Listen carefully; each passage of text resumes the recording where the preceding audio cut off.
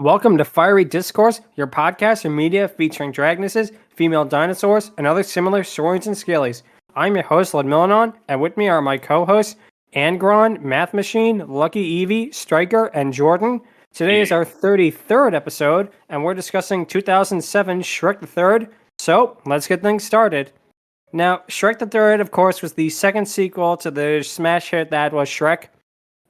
We would love to do an episode on Shrek 2. Unfortunately, we really can't because Dragon only shows up in the last 30 seconds in a post-credit sequence. So, however, that credit sequence is important for this movie because Donkey and Dragon did the do. Yep, they had children, and we get to see them later on, and they're surprisingly more adorable than you would think.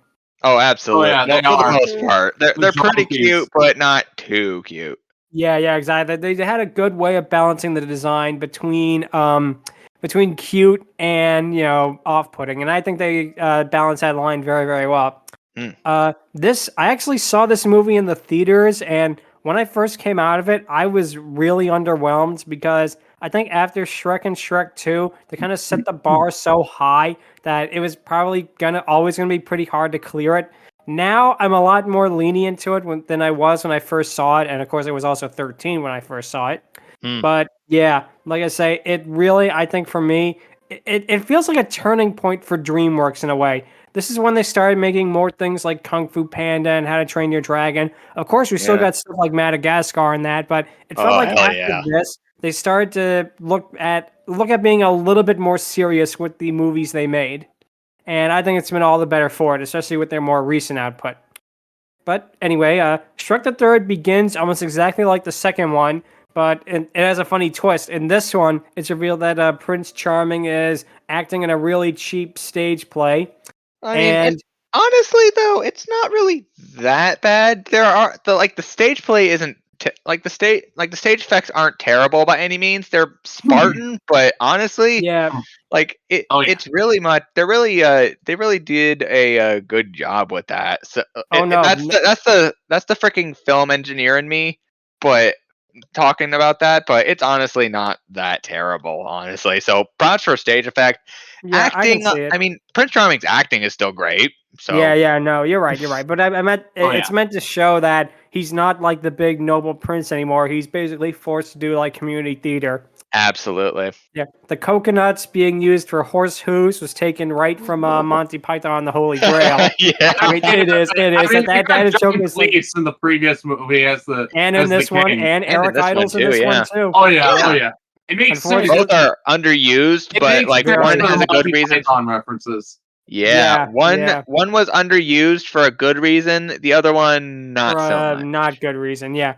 But anyway, the patrons and the other fairy tale creatures are there, and they basically mock the performance with Pinocchio enjoying it. And I feel like one of the better parts of this movie are what they do with the other fairy tale creatures. I feel do you mind? Yeah, I love it. Yeah. I love it, yeah. But no, like you said, I feel like what they do with the other fairy tale creatures in this one is they actually give them a little more to do compared to Shrek 2. And even the original Shrek, it's like you really feel that, they're his friends at this point. And again, I feel like this is the movie where they actually became characters in their own right, rather than just, oh, look, it's Shrek's friends. Yeah. But yeah, one thing about this movie, of course, Prince Charming storms off and he goes to his dressing room, which turns out to be in an alley in a cute joke. But one thing that doesn't really work for me about this movie as a whole, Prince Charming, he doesn't really work as the main villain, I think. I feel like he's better as like a side character to a main villain. It would be like if they made an Emperor's New Groove 2 and they had Kronk be the main bad guy. It's like, yeah, he's there. He's important to the part, but he's not really main villain material in my eyes. Okay. He should have been like the partner.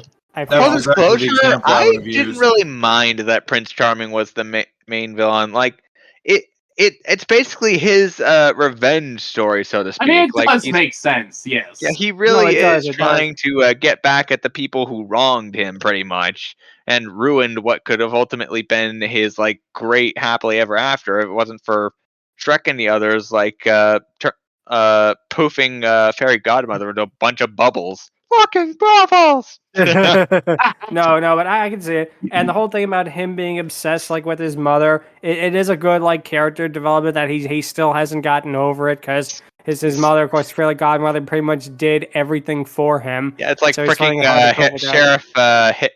It's like freaking Sheriff. Fuck. What was his name? Sheriff Sprout. Oh, Sheriff Sprout. Yeah. Right. Yeah. Like being a mama's boy to the mayor of Maritime Bay, Phyllis Cloverleaf. Right. I definitely can see that. But yeah, now we get to Shrek waking up with Fiona before being interrupted by Donkey and his kids. And again, the dragon donkey hybrids, they're cute. They have cute little antics in that. Honestly, funny tidbit about that actually. Like, I imagine like those donkey dragon hybrids are kind of what mostly inspire some of the weird dog-like looking medieval art that people did like in the olden times in those days. You know? Mm-hmm. That is very true. I did not think about that. That is very, very true. I can very easily see that. It's pretty odd, but honestly, it's a very nice detail that honestly should be explored a little more. Yeah, definitely. If you've seen like medieval art of like people trying to draw what giraffes are and that, yeah, I could definitely see that. And also, also, at this point, the king is very ill. Yeah. And well, first off, we see Puss in Boots arrive in the movie, and Antonio Banderas is a great actor and all, with all the stuff he did in America, Zorro and that, but I can never see him the same way ever again. After watching the Spanish movie La Piel que Habito, The Skin I Live In. I'm not going to go into it on this podcast, but it is very different from his usual roles. He is amazing at it. He is very good in it. It is a very dark and disturbing movie, but I do recommend it if you can handle it, though. But he is excellent in that. I can never see him the same in for the fact that two movies come to mind whenever I hear Antonio Banderas. Well, three. Go ahead. Well, number 3 is pretty much Expendables 3, where he shows up and despite looking all macho and like all talk, he actually very much was very much developed in this movie for the time he had, and it was fun. Second movie, Spy Kids 1 and 2 in particular. Oh, yeah, Spy Kids. That was an excellent movie. Right. I forgot about that. May I have my mustache back? But don't forget, he also did, Desperado for Robert Rodriguez. He also did the Innkeeper, or whatever that movie was, where there was this one guy who was watching the hotel. He banged a witch. He had to deal with kids. While, I think I remember that one. Yeah, and the guy's finger got cut off. Which oh god, yeah. Yes. I know the movie. I just cannot for the life of me remember. What it was called. And the final movie, Puss in Boots. Yeah, of course. Puss in Boots in general, man. My favorite is still Last Wish. Same Wish here. And we'll talk more about that in a little bit, but finally getting back to the movie. Sorry about that little tangent there, but oh, good. It turns out that, King Harold is sick and very, very ill, and Shrek has to perform the royal duties. So the montage that ensues has some really funny gags, like Shrek trying to knight a man but accidentally stabbing him. He smashes a ship with a champagne bottle, making it sink rather. It's not weird that the ship sinks, but the fact that the sails also catch on fire, unless the bottle somehow did a massive was so filled with alcohol that I think that's just the joke. It's meant to be random. That's a joke. How bad could this be? Yeah, exactly. And of course, then there's a scene where they're done up like French royals, King Louis the 15th and all, and the banquet is totally destroyed in some really well done slapstick, especially for CGI at this time. Yeah, the animation has definitely gotten, I think, a bump up since the last couple of Shreks, and that's one of the positives I will say about this movie. When it's funny, it can be very funny. In fact, I'm posting a before and after here in the designated chat because just good lord, the stuff Fiona goes through as well. Oh god, yeah. That's what happened. Also, the guy on her freaking backside, just props to this guy. Yeah. But anyway, Shrek and Fiona basically talk to each other, and Fiona basically hints that, and it comes out it's more of a surprise later on, but it turns out that Fiona is pregnant, but Shrek still doesn't get the hints in that, despite her trying to do it. Yep. After so many times in the bog. Yep. It was only an inevitability. Yep, of course. Yep. But yeah, Shrek then says, of course, after being summoned by Royal Page, somebody better be dying, and it cuts to King Harold dying. Is a really, really dark joke, and it is. Probably one of the darkest jokes in the movie, and I feel like John Cleese and Julie Andrews as the King and Queen are a really, really good casting. You know, they both have it really well done for them. This scene has both pathos and comedy, but I feel like this one, it doesn't balance it well, because at one point you have like King Harold lovingly telling Shrek, how he always thought of him as a son, how he was sorry. Then it cuts to him waking up to eat a fly on that, and it's like, okay, you can have it be a serious scene or you can have it be a silly scene. Pick one, basically. Unless your DreamWorks, which were basically just like both, yes, both, yes, both. Yeah, no, I get it again. Yeah, it's exactly like El Dorado. Yes. But anyway, what happens is after 2 fake outs, Harold dies for real after telling him that the other heir to the throne is Arthur. His cousin. And then we get to his cousin, which is then gets to the funeral scene, which is set to, of all songs, Live and Let Die, which is, number 1, is a James Bond theme, and number 2, makes me just want to watch Live and Let Die instead of this. I mean, you could have Shrek fight Baron Samedi, Good morning, Mr. Shrek. Is it not a lovely morning?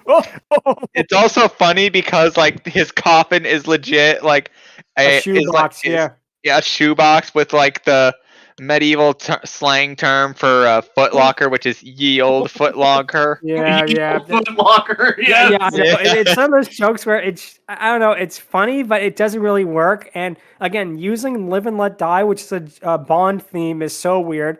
And that's, of course, number 3 is that they cut it off before they get to the awesome electric guitar solo. So, boo. Now we get to see Prince. 2 had some strange music choices, but I think they worked for where they put them. Shrek 3, the music was just weird in general. I can definitely see that. Yeah, no, it definitely sounds like it definitely is strange in that regard. So then we get to Prince Charming arriving at the Poison Apple, the villain bar, and a joke in this movie and the previous one that never made sense is that Captain Hook is apparently employed as a piano player. And it's not really a joke because he does that already in Disney's Peter Pan. When, he's trying to convince Tinkerbell to, betray Peter, he plays the piano. And it's exactly the same thing as here. It's not really a joke, it's more of a reference. And also, they did the same kind of concept one thing that isn't in interesting about Rapunzel. The guy, when we go to the Snuggling Duck, they see a guy with a hook hand playing the piano. So it's already been done already in the same thing, so you're right. Sorry. No, it's all good. But yeah, of course, the ugly stepsister Doris isn't there, having left and is now considered one of Fiona's friends for reasons they never make quite clear, but oh well. So Charming tries to order drinks for all the villains, but of course they turn on him. And one thing that's interesting is Rumpelstiltskin shows up, but he looks and sounds completely different from the Rumpelstiltskin that we will see in the next movie. Yeah, it's pretty weird, all things considered. Especially since, he appears in literally the next movie, and I'm like, the fuck, where did this come from? Yeah, it's and it's completely different character, completely different voice. He doesn't really do much in this version, but of course he's the main bad guy in the next one, and we'll get to that in the Shrek Forever After episode. But yeah, Charming basically manages to rally all of the villains behind him, and he reminds them about what they lost, and they plan to take over far, far away. We then, of course, cut to Shrek, Donkey and Puss going to leave to find King Arthur. And it is here where we first get to see Dragon in this movie. She's seeing Donkey off with the children, and the way that she cares about her husband and is really tearful about him leaving is a great moment. And this is also one of the very rare moments where we actually get to see her entire body in a full shot and you get a real sense of just how gigantic she is in that part. Yeah. And she is like, almost as, again, she doesn't massive. have a lot to do in this movie, but she does have more than Shrek 2. So that's why we're discussing her on this episode. But yeah, for this sequence, it pretty much also serves as as kind of a build up to what happens with Shrek as well. Because when he sails off and the Viking keep interrupting what Fiona's trying to say with his horn, which... It's funny. I don't know. Yeah, it's funny. It reminds me a little, Blazing Saddles when they do that, but it's still funny with that. Yeah. Yeah. Especially at the end where Shrek is like, oh, holy. Yeah, exactly like Honestly, that. though, where did that other horn come from? I just imagine like the guy who's steering the boat is like, oh shit, my thing got taken. Yeah, Oh, bigger horn. Yeah. Stand by just in case. Oh god, yeah. But yeah, the shots of the boat sailing look just fantastic. It seems like it was almost like a test for like a How to Train Your Dragon in a way. Just because like the water effects in the boat on the water, it looks really good, really good, especially for like 2007. Then That we is get true. to the moment that kind of this is where for me on the first viewing the movie just completely lost me by this point. The boat somehow sailed back all the way to the swamp on land, which is again a funny detail that you don't really question at first. Yeah. But then he goes in his house, and Shrek is greeted by an ogre baby in a carriage, and it's really just an excuse to do a bunch of bodily fluid jokes, which Yeah, I feel like it's the first it's two the one Yeah. moment. This is the one moment in the movie that it's like, this is not necessary. The one moment in this movie where I was like, nah. Yeah. no, I feel like my thanks. thing too is that this movie in general really cranked that up to 11 compared to the first two. And like the first one, it was something completely, unexpected in this kind of movie. The second one, a little bit more, but it still kind of worked. This one, it's like they just cranked it up and it really gets old. I'm sorry. Thankfully, it cuts to a moment. Yeah. For Shrek Forever After. Yeah, thankfully it cuts to a moment after where, like, after a whole horde of babies appears, it just shows Shrek in his birthday suit in like a sort of graduation sort of thing. He's like, "Oh, it's not that baby." It's weird, but it's honestly better than what we got initially. Which it is. It is. Yeah. And of course, Shrek then awakens from his nightmare, only for Donkey and Puss to have ogre baby heads. And like I say, it was at this point when I saw the movie for the first time in theaters in 2007 that I looked at that and I'm like, nope. That's it. I'm turning my brain off. This is it. Done. Now, looking back, I'm a lot more appreciative of it than I was on my first viewing. But man, it honestly, was just... that scene that scene is actually kind of funny.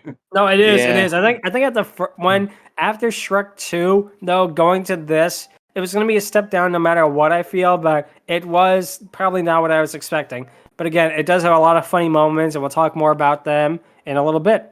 So yeah, it's almost like the Alan scene from exactly, from JP3. It reminded me of that. Yeah. Now, if he had woken up and seen a velociraptor, that would have been better. But yeah, Shrek then movies from 15 to 20 years ago, because you can absolutely tell that scene was added as padding to make the 90-minute runtime. And now you're lucky if you get a movie under 2 hours. Yes, and there was a lot more padding, which we are definitely going to get to in a later bit, including an entire sequence that, to me, is just completely unnecessary. A plot detail, rather, that is completely unnecessary.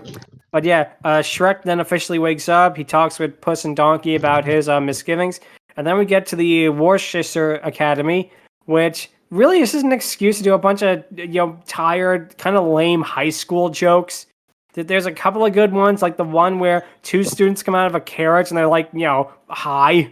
That's a really adult one. It's like when I saw it, I was like, whoa, wait a minute. They got away with this? Then there's a joke with like two nerds that are playing Dungeons and Dragons, and it's like, but they're in a fantasy world. Why would D&D exist in a fantasy world? Honestly, no idea. It's still nice. I still liked it.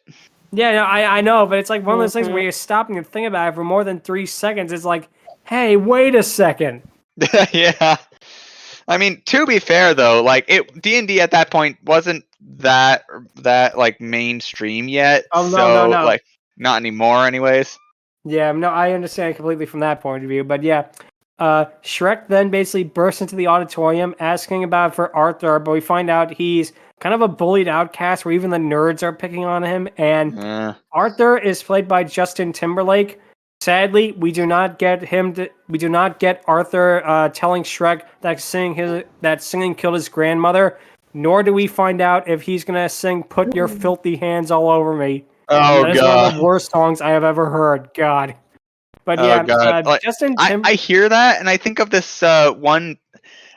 I don't know what artist made it. I think it was Pink Floyd, but it's like where but the title is "I kid you not, get your filthy hands off my dessert," which is weird, but like like just that was in Justin Timberlake's later years, but this was back when he was still popular and not, what he is now. But anyway, his acting in this, he is just so wooden. I'm sorry. It's clear they put him in there just so they could have another big name celebrity to put on the posters. But it's like, and he is a good actor. He's good in that movie In Time, the one where like clocks are on people's arms and time is literally currency. Oh, he was good in that. He was good in the movie Runner.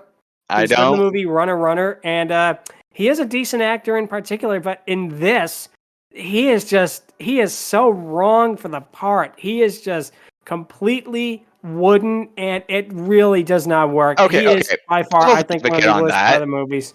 Devil's advocate on that. Okay, go ahead. There are moments where that woodenness works. However, there are also moments where he ultimately does show emotion, like where he's like leaving school and he like overdoes it. Yeah, no. Like I say, he does do a decent job at some points, but for like the more emotional sequences, you could tell that this guy at this point was not really an actor. It was like you cast him because he was a big name, which again is not all the time. I personally I think this was like. I believe this was like his first time in an animated movie. The first he did Trolls. Like this. Yeah, he did Trolls and he did Epic later on, and He was also I heard Boo Epic Boo was in the Yogi Bear movie, which he did play so much Boo better Boo. than this. Yeah, I know. I've heard that. And like it was the real Boo Boo too. Yeah, he actually does a good impression of this, and that was only like a couple of years after this, so he really ended up, improving there. But yeah, we then cut to the baby shower with the other fairy tale princesses, Dragon, the Queen, and Doris, the ugly stepsister there. And in my opinion, for some reason, the human designs in Shrek, let's put it this way, the non-stylized human designs in Shrek, they always looked a little weird to me. Like, they're not, like, people. They're like plasticine. Like the princesses themselves, they look... I don't know, there's something about them that just look artificial. Like they don't feel like, for example, The Incredibles. Like you feel like Bob and Helen and, Violet, Dash, Jack, Syndrome, all of them. They feel like they're actual people. But as the princesses in this movie, they just feel, I don't know, like props. Mostly with the animation. And again, one thing that's interesting is Rapunzel shows up in a princess movie 3 years before Tangled. Very interesting. And also with the princesses, at least in my eyes, they could have been funny, but I don't know. There's just something about them that feel undercooked. Like it's like they have cute ideas, like Snow White giving Fiona one of the 7 dwarfs is a good joke in that. Yeah, but honestly, one was pretty funny. The whole dwarf going like, "Where's the baby?" is pretty funny. That's a good one. That's a funny one. Exactly. They did with like talking to Fiona about like relatable like parenting issue. Exactly. Yeah. Exactly. Where, like, they talk about like issues and that comes with like motherhood, like stretch marks, and I think Dragon says something, but like in her she own... actually does. She does contribute to the conversation, which is very nice. How they consider her part of the group in that way, which is very nice. It's also very nice it's also very interesting that like even after like what Fiona went through to be like what Fiona went through with Dragon and whatnot in like the first movie, friends. Yeah, they're still very much friends, and honestly, it felt like something like. out of like a sense of like duty and whatnot. Which I can see that. Like the dragon was meant to be her protector in a way, and she will be her no matter what. That is a very interesting way. I did not think of that before. Yeah, I also like that. Also, it kind of also comes to mind like what happened with Dragon for her to ultimately get that job. Like, did Fairy Godmother like kidnap her out of the blue or something like that? It like there was indeed talks of like Eddie Murphy like wanting to do a series with Dragon and Donkey. That would be awesome. I hope DreamWorks does like that. because DreamWorks at the time was at like an all-time do. low, where like they were like getting flop after flop for the most part. No, that happened. Yeah. Yeah, it never like it's something that should honestly be picked up and explored on a bit more, because I would if be Eddie all for Murphy's that. on board with that, I'm on board. Go ahead and everybody do it. else should be on board with that too. It's awesome. And after it how sounds good like Last it would really Wish was, I could definitely see them nowadays. Yeah. I feel like now they can finally do it justice.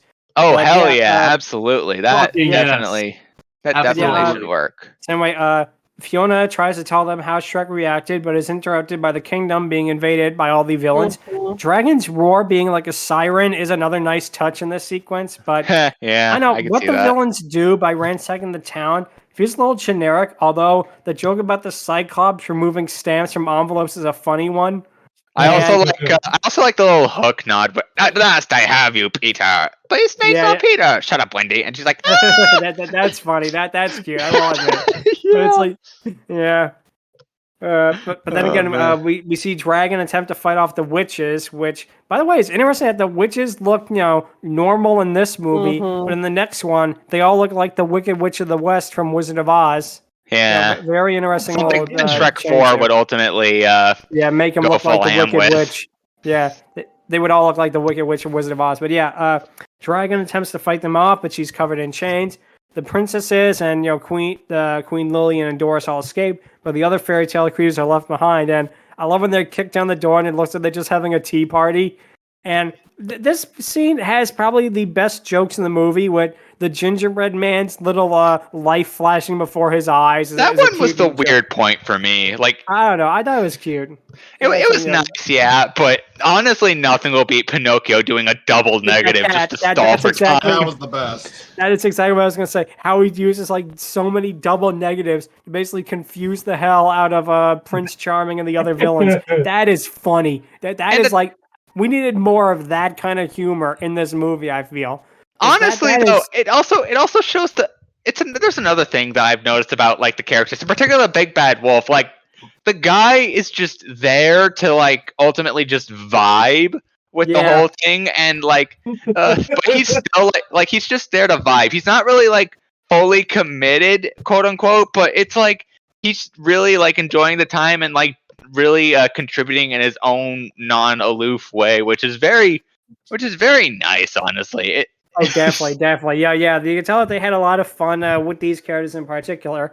Honestly, okay, quick tangent for a second related to DreamWorks, but like, you honestly look at this Big Bad Wolf, and then you look at the Big Bad Wolf from freaking The Bad Guys. Like, oh yes. Mr. Wolf, he's great. Mr. Similarities, Wolf is great. but like, he is fantastic. Honestly, Guys, though, like, I want a sequel. We need a Bad Guy sequel. Same. I kind of want to see a Bad Guys sequel as well. It's very amazing. I wish there would be one, but yeah, I'm sure they'll do it eventually. Oh yeah, I think it was too successful not to. But anyway, getting back to the movie, basically what happens is Shrek tries to tell Arthur all about what it's like to be a king, but Puss and Donkey ruin it by telling them the realities of it. Which then Arthur basically tries to turn the ship around, but he fights with Shrek as they crash on an island. And at this point, where for me, Arthur just becomes really kind of whiny and obnoxious. And in this sequence in particular, I mean, I get why he doesn't want to be king, but I feel like there was ways you could have done it and have it be a little more subtle. You know? Honestly, it didn't bother. Honestly, it didn't really come off as 100% whiny. It was honestly justified for the most part. Like, there was less whining, and honestly, they get it out of the way. They honestly get the quote-unquote worst stuff out of the way pretty quick. I can see that. Yeah, I can see it. Just for some reason, at least for me, this scene kind of rubbed me the wrong way. And Shrek's attempt to act hip are, I know it's supposed to be like, oh god, like cringe before we had the word cringe, but I don't know, it's cringe in a bad way, kinda. And they kept it going kind of too cringe, long. but honestly, it went on for too long. If they cut it down to like maybe a couple of sentences, it would have been good. Although the payoff with help, I'm being kidnapped by a monster that wants to relate to me is a good joke. And then they just so happen to stumble across Merlin's hut, which this movie has King Arthur. Yep, this movie has Merlin. This movie has zero Madame Mim. So therefore, this movie is automatically inferior to Sword in the Stone. But yeah, like you said, Merlin is played by Eric Idle, and aka Rekgar. And Monty Python and a lot of others too. But yeah, unfortunately, the problem is he's really not that funny. And the thing that also is interesting is the whole joke of Merlin is that he's a crazy old hermit, but he really was just a crazy old hermit in the actual King Arthur lore. It's not really a joke. I mean, some of the more eccentric things he does it is a joke, but for the most part, that is how Merlin acted in the King Arthur stories. It's really just them doing something that's already been done. But it's also very also like here they don't really show him being all kooky. He's like one of those quote unquote eccentric like social skills person, but like doesn't really do a whole lot other than like magic and like this one funny part where he like switches the Puss and Donkey and whatnot. Yeah, that comes later. And but he also does another funny thing involving Captain Hook and his piano. Again, we'll get to that later, but that's it, honestly. Yeah, exactly. You are right with that. But basically what happens is they have to see the fire of truth and lies, basically to show them what they fear most, and that Shrek sees a rainbow pony, and sadly, regrettably, this does not lead to Rainbow Dash showing right at that very moment. If it did, in actuality, that's not what he saw. Nope, of course he saw a baby carriage in there because he's afraid of Fiona being pregnant and what's going to happen with that and all. There is a pretty good joke at this with and probably Merlin's best joke for you is when Arthur's like, "Oh, this is lame." Merlin just slaps in the back of the head. It's like, "You're lame." It's a decent joke. It reminds me of like that the SpongeBob comic. Is that your mermaid man persona? That's cringe. You're cringe. That's what it reminds me of. Yeah. But anyway, the scene with Shrek and Arthur bonding, and we find out that Shrek's father basically wanted to eat him, which is actually what ogres would do in fairy tales. So points on accuracy for that. It should be genuine, but it comes off as, for me, a little tedious. I don't know. You look at like the first Shrek, where like Shrek and Donkey are looking up at the moon. It feels just so natural. The part in Shrek the 2 where Shrek, Puss, and Donkey are in the villain bar, after hours, and are just sitting and talking quietly. Those feel different than this. This feels like it had to be in it because it has to be in it. It feels like, oh well, this is a Shrek movie, so we got to have the formula with the characters bonding. I mean, I understand why you would go to that conclusion, but honestly, this moment is one of the better moments for Arthur and Shrek because they're both two people who ultimately can relate each other, and the fact that they have big responsibilities coming up and are honestly afraid to face them. I understand the intent of it, and believe me, Mike Myers' delivery in this is excellent, and even Justin Timberlake feels heartfelt in this, but it just, in general, it feels, I don't know, maybe just for me, it feels like this could have been placed at another point in the movie, basically. But anyway, we get the princesses and Queen Lillian are trying to find a way out, but they find out that Rapunzel is in love with Prince Charming, and they're going to take over far, far away. So, I guess that means if Mother Gothel had just left her in the tower, none of this would have ever happened. Yeah, I know. I had to. Sorry about that. But yeah, I apologize. That was funny. Yeah, but then Shrek and the group are, they wake up in the morning and then they're attacked by the living Wizard trees of Oz. and Captain Hook's pirates. Now, the living And trees, Snow White, are they the ones she from was Snow White? traumatized because of the dark Wizard of forest Oz? that made her look like she was a wizard. But in the Wizard of Oz, the living trees,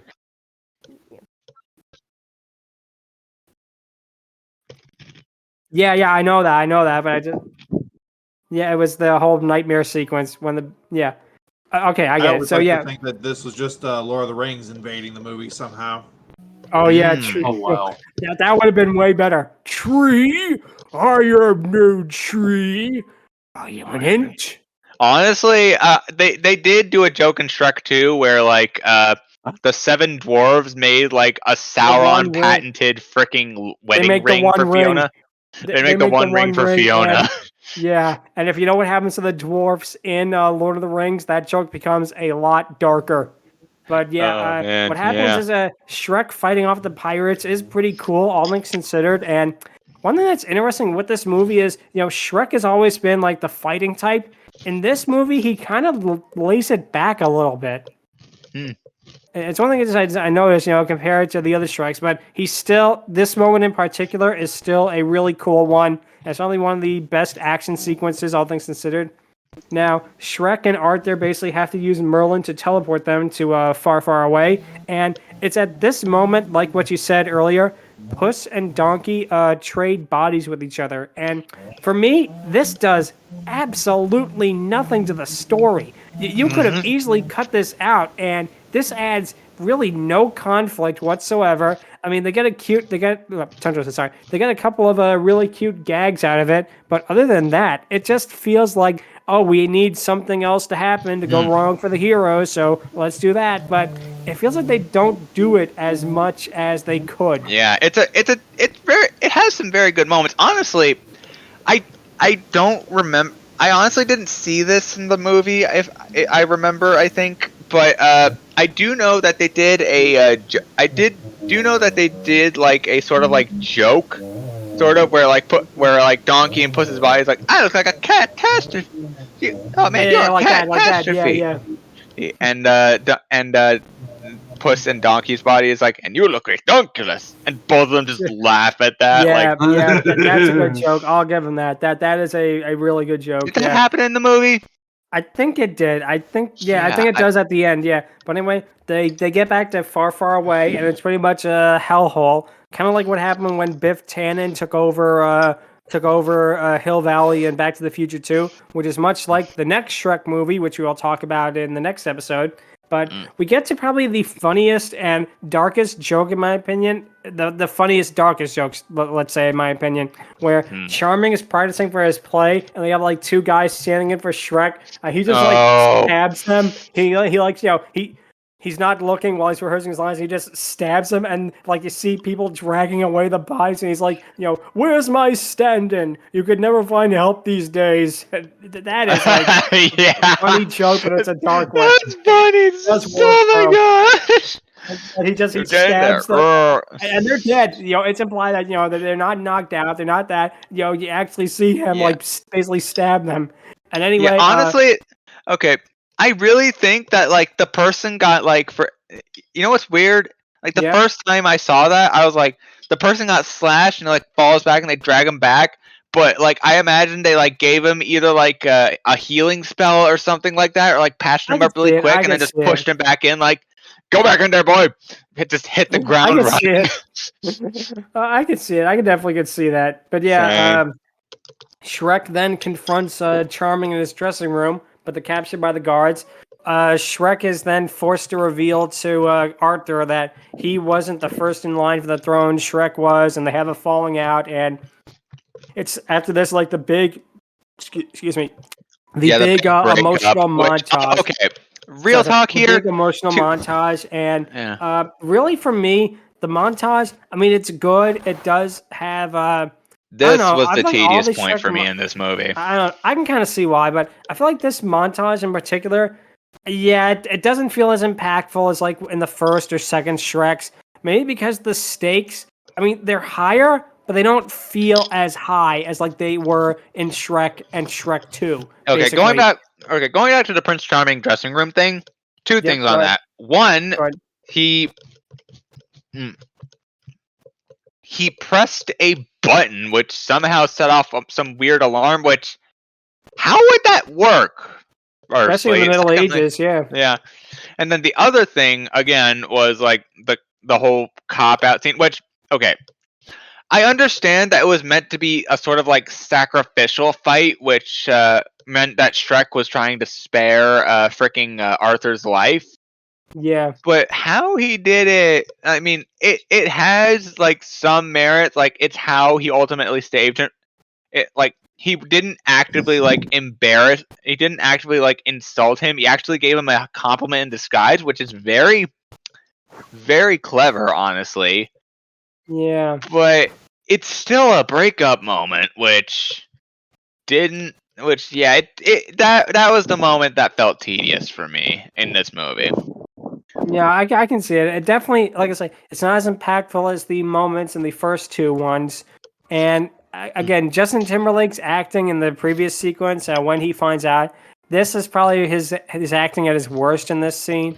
But yeah, Puss and Donkey are then thrown to the cell with the princesses, and the princesses just want to wait around to be rescued, which, okay, I'm going to go off on a little thing about this. It was cute in 2007, but nowadays, this kind of joke is just so played out. I feel like when Disney themselves are making the joke with those stupid Simpsons Disney Plus shorts, that's it. You're done. The joke has been, beaten to death, basically, with, oh, the princesses don't want to do anything but just sit around. It just got really old. I think, again, because after this movie, they pretty much just took that concept and just kept on hammering it, especially Disney. But Queen Lillian proves that she's a badass by smashing the wall by headbutting it. There's a really cute little nod to Julie Andrews' past role. She hums my favorite thing, some Sound of Music, after doing it.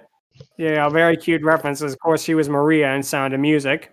And then we get to see them basically preparing for the play, which I will give them credit. The set for this looks really well done. It does look cool. It looks like, a really interesting visual experience. And that Shrek is then, chained up, and the Cyclops basically tightens his chains. Then the Cyclops' daughter shows up, and he says, who would have ever thought a big monster like me deserves someone as special as you? It's just so obvious. You couldn't have done it a little more subtle. It didn't bother me, but I can understand how it can bother others. Also, if they want, I thought I was watching a Disney movie because of the sledgehammer subtlety. Yeah, it's just, and if they wanted to be more mythologically accurate, they could have had him wearing an eye patch, and they could have had, nobody did this to me. I'm gonna kill nobody if it's the last thing I do. Little Greek mythology joke there. This man. Little Greek mythology joke there, but yeah. Oh, yeah. The princesses invade the castle. This moment I like. This is a really cute moment, and with them also saving the other fairy tale creatures and them using what abilities they have, it is good. This is the kind of fun thing that, again, I wish the movie did more of. We even get a pretty good Puss and Donkey joke where Donkey and Puss's body tries, carving out, the gingerbread man shaping the glass. Yeah. And Puss and Donkey's body just he just stares at him and just smashes the glass. That's a really cute joke. I'll admit that. Honestly, it's very weird how often Puss gets snubbed in this film. In this in particular. He has several moments where he's still badass, but he has two distinct moments where he ultimately where his charm ultimately falls flat to the others. Yeah. Where one of those are in go ahead, sorry. Yeah, one of those was when he was doing his cute charm to Shrek when he got kicked out of the room, and Shrek ultimately just closes the curtain. Another moment was when he ultimately tried to cut down the rope, and ultimately the trees just get scared and run away before he can actually cut the rope. And then another moment was where he's in Donkey's body and he tries to do the cute thing, but he just that's shows funny. his top. Him trying to do the cute thing as a donkey, that's funny. I will admit. Me too. Yeah, I agree. That's payoff that works. And again, if we had more gags like that when they were in each other's bodies, that would have worked out better instead of what we got, which is pretty much nothing. But I also like the little gag in the play where Shrek starts roasting Charming's performance and outfit, and it's a good one. The rest of the play, the opening sequence, I get that it's trying to be so cheesy and hammy, but it's really just not that funny. I don't know why it doesn't click, but it could have been funny, but I feel like they didn't commit to the bit. I feel like if they actually had done it more like, they either had to make it like so over the top elaborate that it was like almost ridiculous, or make it like so bad that it was like, how did this even get made? Because it just feels like, as it stands, the actual play sequence at the beginning, it's just there. But no, you're absolutely right. Shrek basically roasting Charming's performance and outfit to the extent where the other villains start laughing. I'm just having a little bit. I'm just having a little bit of fun. Nice leotard. Oh, thank you. Didn't know they came in men's sizes. Exactly. Still my favorite joke from that moment. Yeah. And again, it does show how Shrek is allowed to be funny, really, for one of the first times in the movie. When you think about it, that's one thing also about this movie, that Shrek is more of. I mean, he does actually do things, but in this one, for me, he feels like he's a bit more of an observer compared to like in the other two, where he was like the driving force behind it. Again, maybe it's just me, but that's what I got. But anyway, the other Charming basically prepares to kill Shrek, but Dragon saves the day for the first time in this movie by burning his sword as all the other fairy tale creatures rush the stage. The part where all the princesses, Queen Lillian and Doris team up, it reminds me of that scene in Avengers Endgame with all the female superheroes slowly panning over. Again, this is way before that, and this movie probably has their female characters do more than an Avengers Endgame. But yeah, basically, Rapunzel is revealed to be wearing a wig, and kind of a lame payoff, and also Simpsons did it. But yeah, it is a kind of a lame payoff to the whole, evil Rapunzel thing. It's like that's the best you could come up with. I don't know. It just felt like, okay, we've had enough. We got to wrap up this movie. How do we get rid of Rapunzel? Okay, that's good suggestion. Go. But yeah, then the other villains rush the stage, and Arthur finally shows up again, and he gets all the villains basically to just give up. And I'm sorry. In my opinion, this ending is really just kind of lame. I mean, granted, I understand the message behind it, that you're not forced to be good or bad. You can be whatever you want to be, that kind of thing. But every single villain quitting, every single one, like Captain Hook not caring that Peter Pan cut off his hand and fed it to a crocodile. The Headless Horseman not caring that his head was blown off by a cannonball, and he wants another one for revenge. And that, that was the Headless Horseman's backstory. His head was blown off by a cannonball. He wants another one for revenge. Dang. Yeah. But anyway, Charming is the only one that doesn't turn to the good side. He tries to kill Shrek, but he misses him. And you think Shrek is dead in that, but it's revealed that he only stabbed him like underneath the armpit in that. So Shrek picks him up. And yeah, now we get to see Dragon actually being the one saving the day and killing the villain. Second time in the franchise. Yeah, second time in the franchise, baby. She ate Farquaad in the first one, and now she kills Charming by knocking over the tower. And yeah, Arthur then becomes king of Far, Far Away. And this is never really brought up in the sequel, which is very interesting. I mean, I granted it probably wouldn't have been, but it's weird that it's kind of like in Cars 3, where most of Cars 2 is never mentioned. It's one of those things that's weird. Like, aside from Shrek having his, children, the events of Shrek 3 are not really brought up in the sequel. That is something that is really weird. We all know why. Yeah. No, exactly. But yeah, Merlin basically brings Puss and Donkey back to normal, but their tails are on each other's bodies, which, a cute joke, but I feel like it was too little too late, It felt like you could have done something like that earlier with them. Or, you could have done more with the body swap thing, Again, it's kind of a lame payoff to a long joke.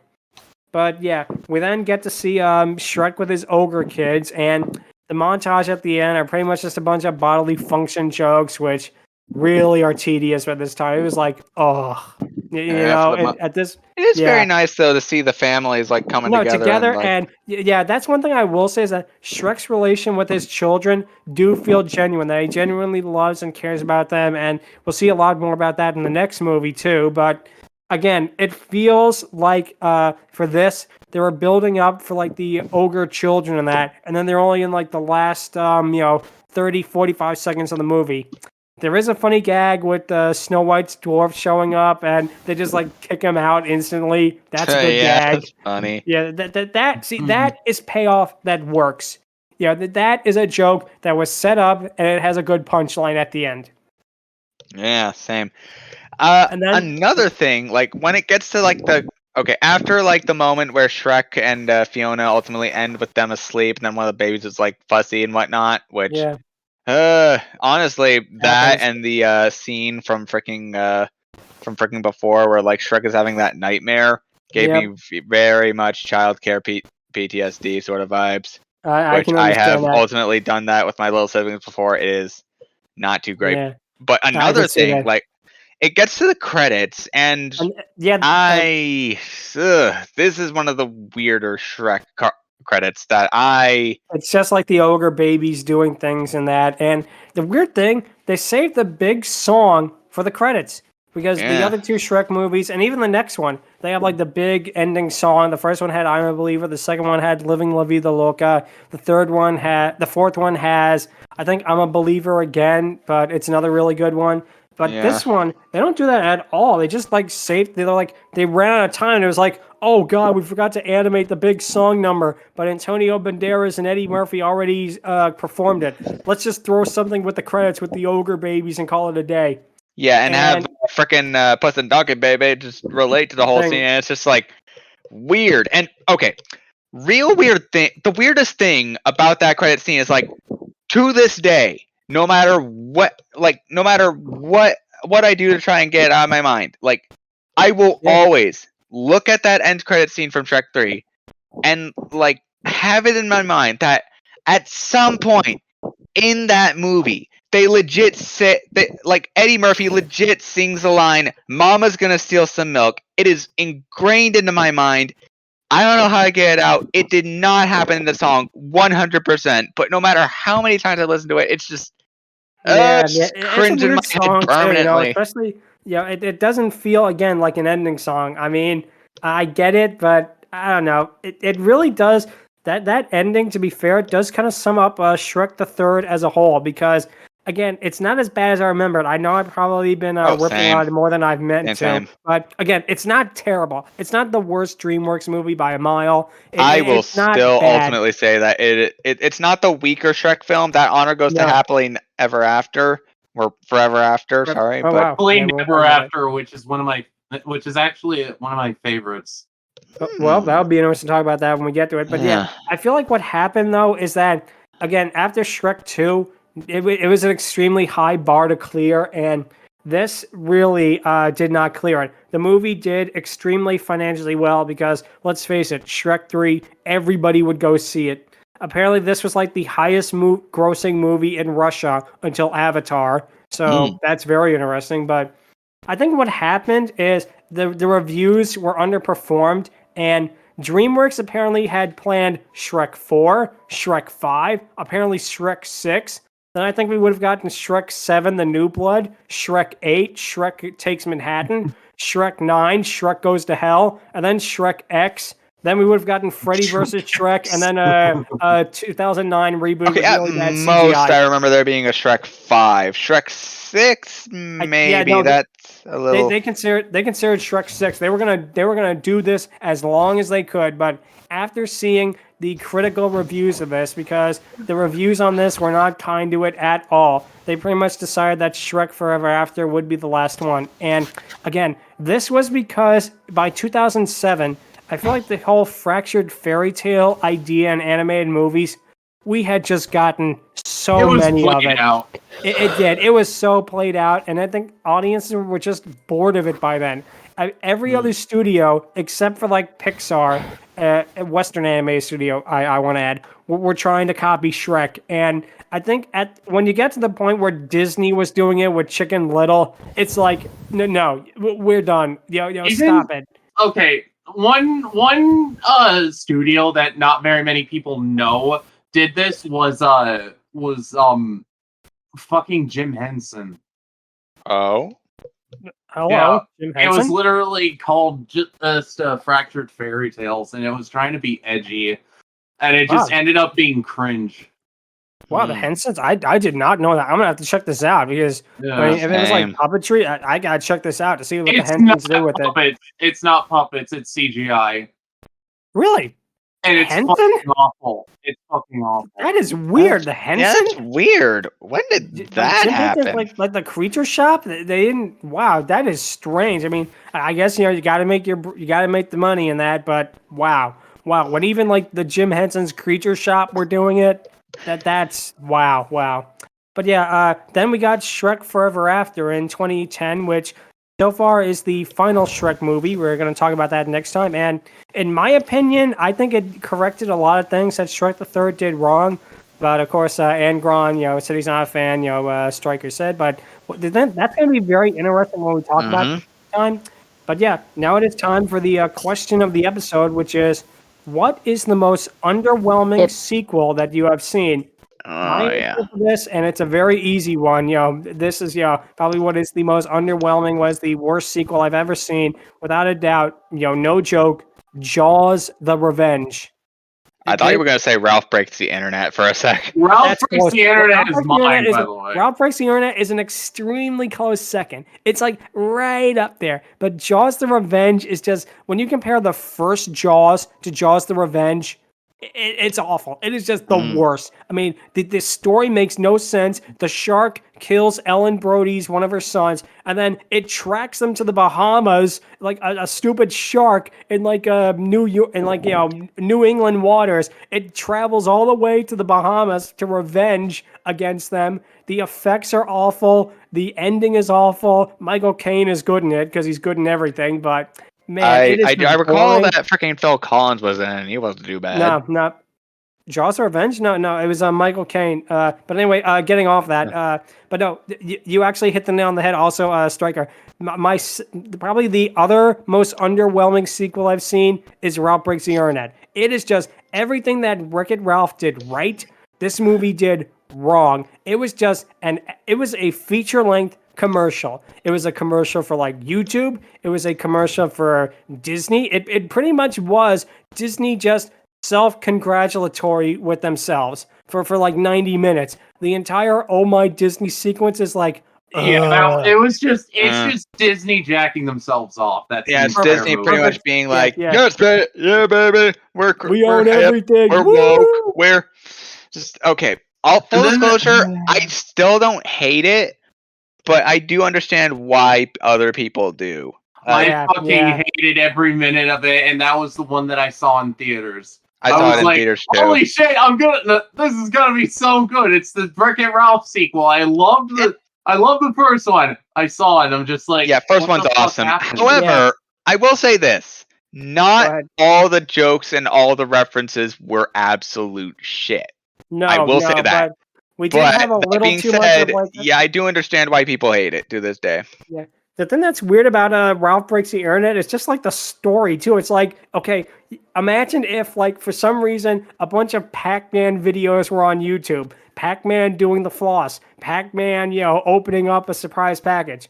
Wait, no, I take that back. That would be awesome. Okay, imagine if it was like Dig Dug doing that. Or if it was like the Galaga ship or something doing that. Like, why would in the universe, why would anyone care about some random 80s arcade character being like posting viral videos online? And like, how?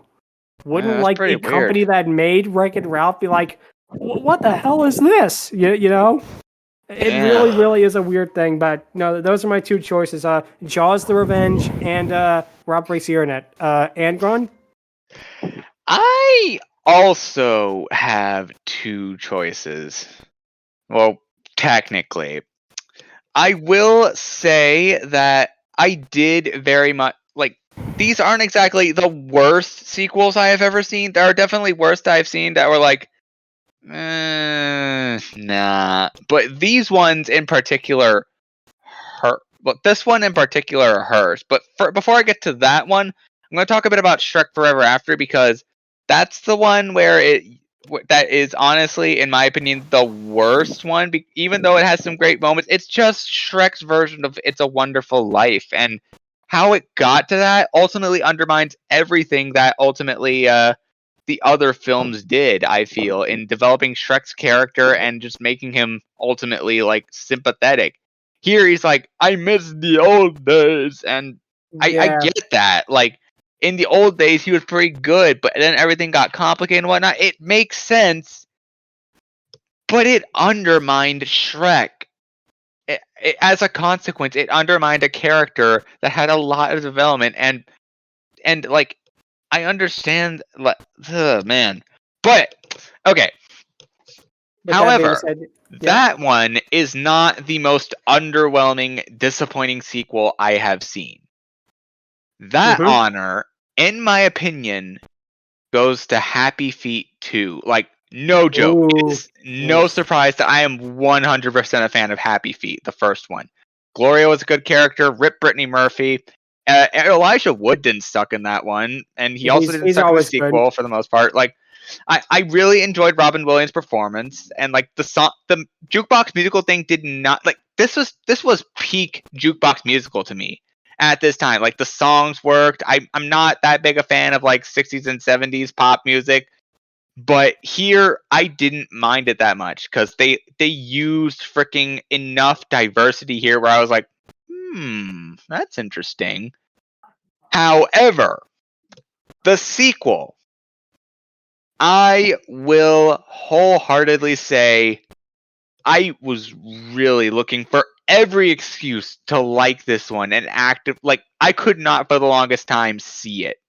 I didn't have access. I didn't see it in theaters. I eventually worked up the nerve to watch it on freaking DVD on my laptop. And I'm sorry, but other than freaking Alicia Moore, aka Pink, as Gloria, best casting choice after Brittany Murphy, hands down. Yep. Other than the fact that it has like a scale and that ultimately makes it feel like it's like a life or death situation for the most part, and other than the fact that it still is Happy Feet 2, and it still looks very much like Happy Feet 2 for the most part. I'm sorry. It was really hard to ultimately get through this because, like, there were several moments where I had to pause and, like, okay.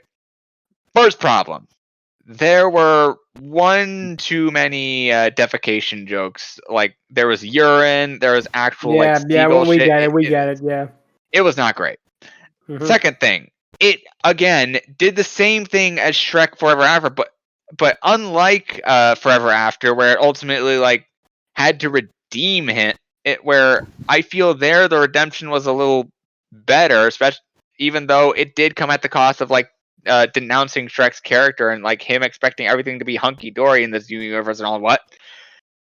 Here, it really, like, it shows Mumble being a decent father, but not really a good father 100% of the time. Like, he's a little too strict sometimes, and honestly, they really did a lot of characters dirty, in my opinion. Like, they pretty much snubbed a lot of Gloria moments. Like, we get a nod to, like, freaking Memphis and Norma Jean, Mumble's parents, as being part of the council members.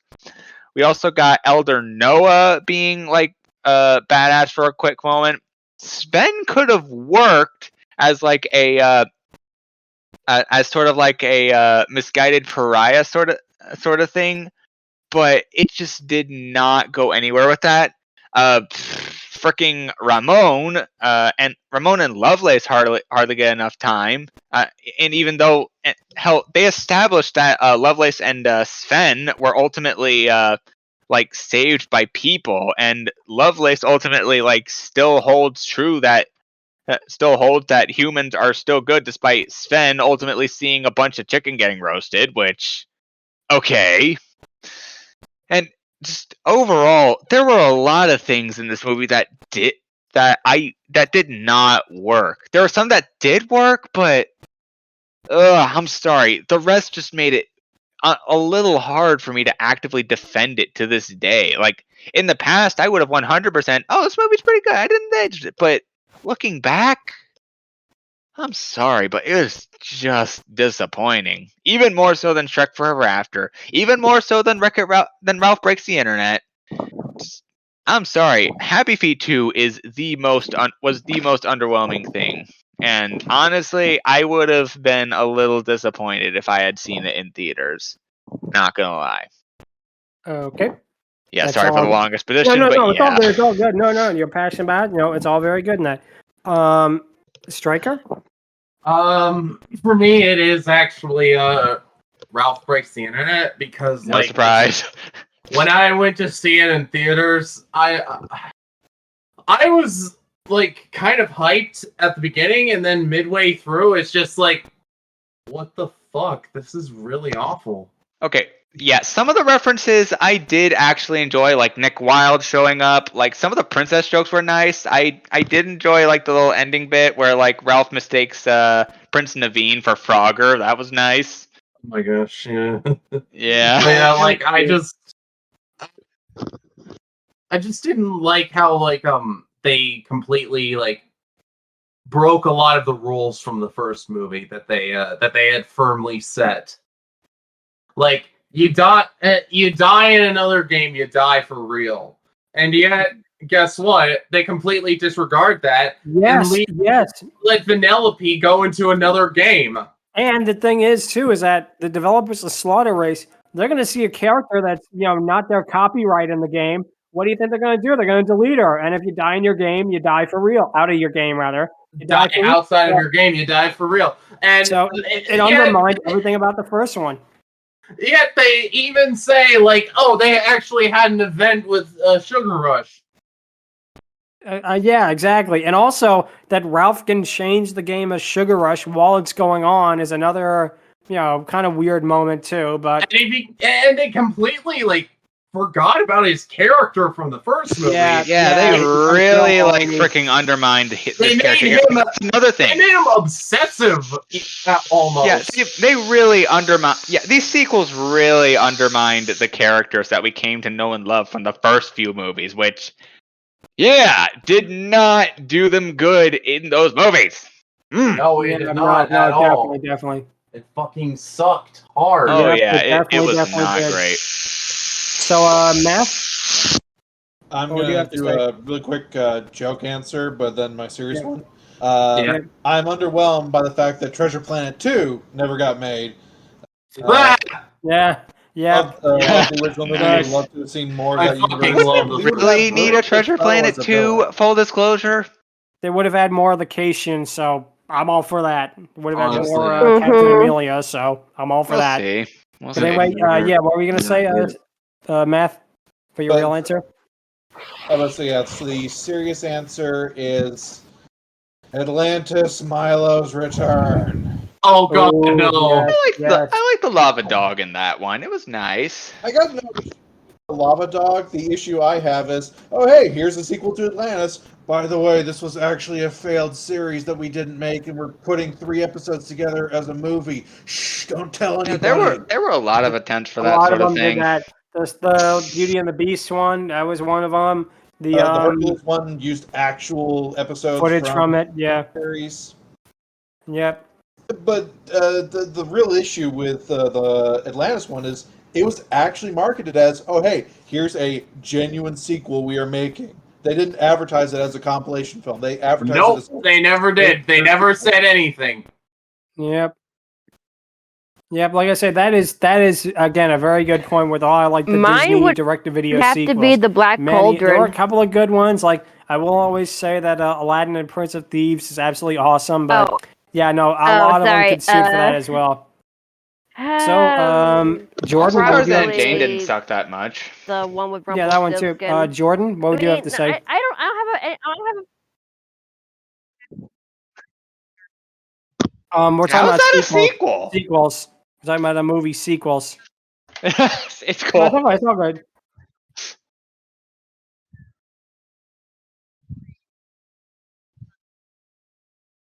Yeah, Forever After. Okay. That's gonna make for a very interesting episode then. Yeah. Yep. But I can see it. And LuckyEevee, what would you have to say? My lack of knowledge of due to my lack of seeing any movies, I don't have one. No, not even like any of like the Pokemon movie sequels or that. Yeah. No, because I've barely watched any of them, even though I really should watch a few of them. Oh, all right. Well, Wow. all right. Well, now it is time for the patent pending Dragoness Scale, and we're gonna rank Dragon now. Like what I said on the episode of Shrek. How we're gonna rank it is we're gonna rank Dragon based on what she does in this movie. Now, she didn't do a lot compared to the original Shrek, so she's not gonna get as high of a score. However, I am still going to give her a score of 7 because I feel like number 1, we get more character from her from the little screen time she does have in this. Number 2 is that, of course, she actually does manage to save the day twice. First by destroying Prince Charming's sword, and the second by killing the guy. So that also gives her a pretty big boost. And the third is that it just is nice to see her with like Donkey, with her kids and that, and just have them be an overall, loving family. It is a really nice touch in that. She does have more to do in the next movie compared to this one, but I'm still going to give her a high score because she is still a good character no matter what. So, Angron, what would you have to say? I'm gonna give her a. I'm gonna go out on a limb and give her a 9 out of 10 here because like this was the movie I feel where they ultimately established Dragon as not only just a little more of a character but like one of the group officially. Like she became like actually full on like a member of the group for the most part. Like she has character. She empathizes with Fiona. Like there's a lot more character going on here, and the fact that they don't do more with it is just baffling. That's the only reason why I'm not going to do a perfect score, because like on top of everything that the first Shrek did, and for the most part the second Shrek, it's very much nice here that we get Dragon not only empathizing with Fiona but also being a very caring individual. And I really want to see more of that. If Eddie Murphy ever does decide to pick up the idea of Dragon and Donkey again, I want to see that. That is 100% I want to see. 100% with you there on that one. So, let's see, Stryker? Yeah. Oh, to be honest, yeah, I think I might have to go with a 6 because like she didn't have much of a didn't have as much of a role in this one than the other movies. I can definitely see that. I mean, she did have a role here. She also had less of a role in Shrek 2 for the most part. Yeah, definitely more of that at least. 9 out of 10. But yeah, 8 out of 10. I really like her design and pretty much anything else. Anything else that I liked about her, I pretty much said in the Shrek review or the Shrek countdown thing. Yep. No, that's all right. That's all good. Jordan?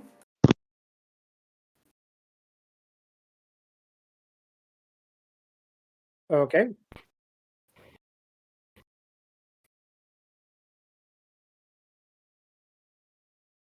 Yep, that's good. Okay, Math? I'm going to give her, for this movie, I'm torn between a 7 and an 8, but I think I'll be a bit generous and go 8. And I would have given her a 9 for the first movie. Love her design. Nice. Great character. Funny inversion of the typical dragon character. Reason it's a 9 in the first and an 8 in this one. They don't really do anything with her is the problem. There's the first joke of, oh hey, what if it's a girl dragon? She falls in love with one of the main characters. Okay, great, what do we do with her now?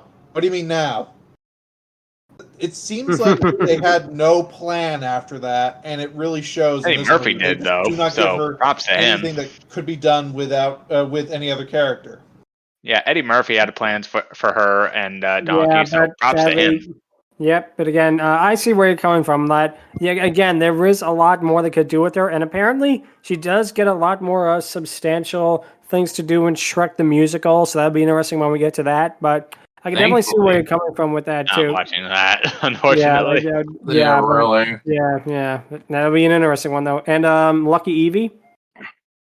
Same as last time, 9 out of 10. Okay. All right then. And All right. If you have any questions or if you want to send us your impression of Baron Samedi from Live and Let Die, you can email us at fierydiscourse@outlook.com or visit us on Twitter at twitter.com/fierydiscourse. Next time, we'll be talking about the 2010 movie Shrek Forever After, the finale of the Shrek theatrical movies. Well, yeah, we'll record in a little while. But yeah, this will be the finale of the Shrek film franchise. But it's not the last time we'll talk about Shrek on the podcast. But that'll have to wait for a little while. Anyway, regardless, thank you guys so much for listening. And until next time, take care. Later. Adios. Adios. See you next time.